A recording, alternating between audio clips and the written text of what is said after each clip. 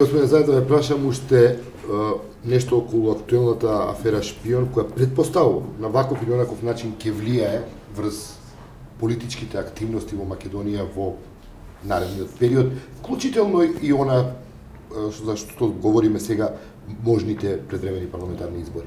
Кој е вашиот коментар за овие случувања? Значи, ние немаме информации за правните квалификации или правните нормативи на целиот овој процес. Она за нас што е спорно. Како тоа, ова наша држава дозволила 2 години тајно да следи ваква операција на агенти кои што пренесувале информации од стратешко значење за државата. Тоа прво не е точно. Ниту една држава, освен ако нема агенти, контраинформатори, значи со намера тоа да го прави заради дезинформации, па ги остава да функционира 2 години. Првиот момент кој има јасен сигнал дека тоа се случува, таа го прекинува тој процес. Зошто? Заради тоа што кога ќе ставите на вага штетите кон државата се толку големи отколку тоа што они се обидуваат да покажат решителност при апсењето на некои луѓе кои што биле агенти и информатори. Значи тоа е недозволено. Втората работа кај што не се согласуваме, начинот како тоа го прават. Начинот.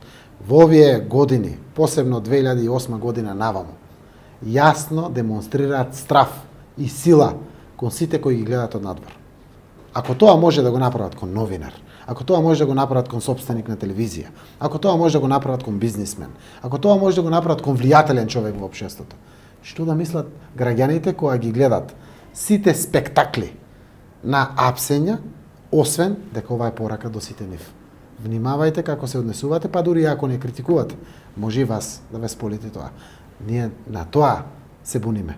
Не можете да демонстрирате страв и сила пред својот собствен народ, за да го ставите во пранги на послушност, оној кој што се дрзнал да размислува. Ако се спроведува една акција која е дел од операција за спроведување на владењето на правото. Ако некој прекршил нели законот и така натаму.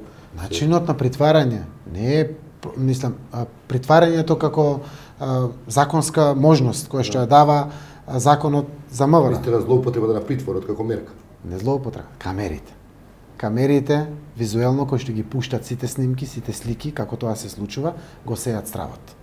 Тоа е тоа. Иначе, некој пат, велите вака, притвор мерка изречува истражен судија. Во случај да се повтори делото, да се пуштат во бегство обвинетите или да влијаат врз сведоците. Тие се трите причини. И тогаш се оди и се притвара човек. Пред истражен судија се излегува и се потврдува или не потребата за притвор. Но тоа да го пренесувате со камери, апсолутно има само смисла да ја пуштите пораката на стравот и демонстрација на сила. Што значи власт која има контрола врз системот, врз сите и пред се на луѓето кои ќе погледнете овде во фелата, ќе заклучите кон кој се пушти пораката. Секој оној што се дрзнал, некогаш да проговори јасно против власта, го прави тоа. Гледаме од сите овие 17 или 22 луѓе, на крајот 22 беа, мислам дека 17 се во притвор во моментот, гледате одредени луѓе кои што работеле во државни институции и се уште работат во државни институции, кои што по логиката имале можност до пристап до одредени информации. Но гледате една плејада овде на луѓе кои што апсолутно за мене што значат? Замолчување или прекинување на конекциите на излегување на информации кои што се против Мијалков или против власт, директно. Зошто не при овој обид, па и овие да се тргнат, а при тоа да биде прекинат каналот на излегување на информација. За кого и да, ако незаконски се вадат, нема тоа дали е спорно. Доколку како незаконски се изнесуваат информациите против Мијалков. Се согласувам, но при тоа на купче е многу лесно да ги собереш сите и да си завршиш и мечкина услуга овде. Но она кое што е многу важно, пораката на начинот на презентација на спроведувањето на оваа акција ја пушта пораката на страв и сила. И таа порака поминува според вас или не? Поминува. Се тресат како лис обичните граѓани. За луѓе кои што не ги ни познават, како лис се трешат од страв.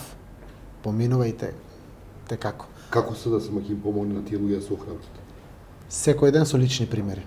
Прво јас, хајка, кампања, со огромни пари платена пред медиумите, дополнително ме мотивира. Секој документ, секој доказ ќе го вадам на повидок на јавност. Секој, за да го разобличиме грдото лице на владење на оваа власт. И да покажеме на луѓето дека ова, кое што значи владење во оваа земја, не е добро. Денеска Македонија не е ниту фер, ниту социјална држава, ниту правична држава, ниту има своја иднина, ниту има надеж за некаква иднина. Тоа го чувствуваат сите. И сите треба да се запрашат што направиле во овој период кога се случува ова државата. Дали можеле да направат и дали ја искористиле таа шанса да направат.